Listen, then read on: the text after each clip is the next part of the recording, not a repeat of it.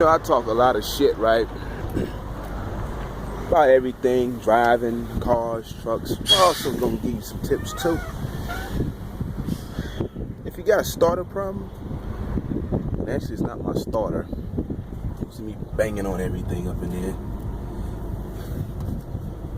This piece right here, solenoid. Anybody driving a Freightliner or whatever, pay attention.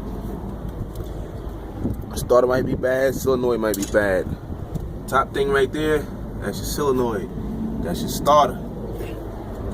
Mines don't want to fire up and piss me off here.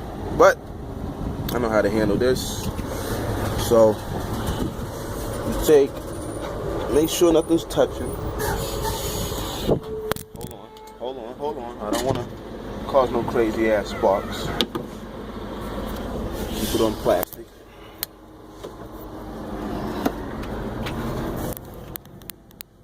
Take the cable, ground is on the ground. Here's your positive. There's your positive post if you got one, or if you got a little battery, an extra battery that you're not using. Here's the ground. Probably don't have nobody on your side. Just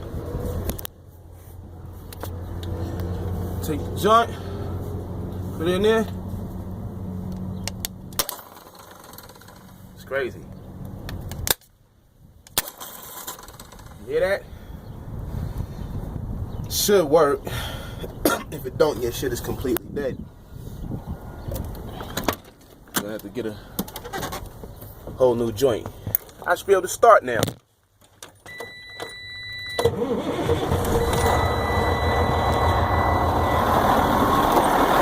Truck driving 101.